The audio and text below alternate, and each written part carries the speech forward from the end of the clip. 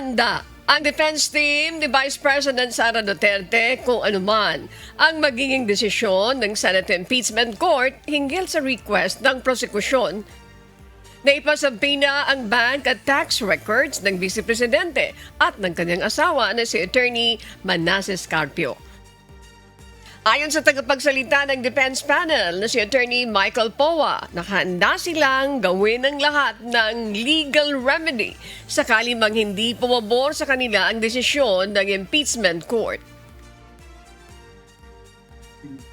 Siyempre po, kung ano man yung naging posisyon natin, sana we were able to justify it. We were able to show that, the issue on relevance. We discussed the issue on relevance. We discussed the issues on the various laws that prohibit certain disclosures.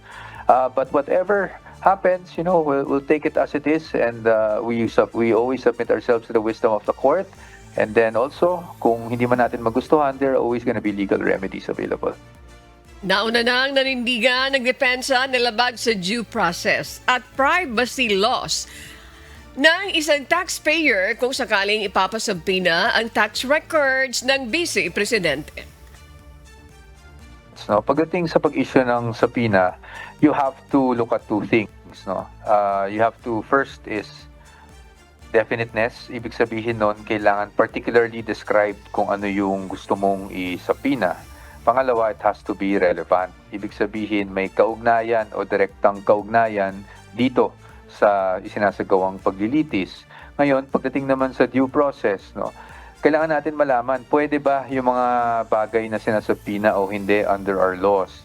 And kung ibabaliwala na lang natin yung mga batas natin, kailangan lang natin mag-issue ng subpoena, then nawawalan ng due process because the respondent has protections under the law. At again, hindi lang po yan sa respondent, it goes for each and every one of us Filipinos. At basic naman po yan at sinabi rin po sa Supreme Court decision na aking kinote kanina, that the due process requirement applies in every stage of the proceeding. Ibig sabihin nun, magmula sa pag-file ng impeachment complaint sa House, hanggang dumating ng Committee on Justice, hanggang dumating dito sa paglilitis sa Senado, dapat nire-respeto and na-observe yung due process para naman sa kapakanan ng respondent.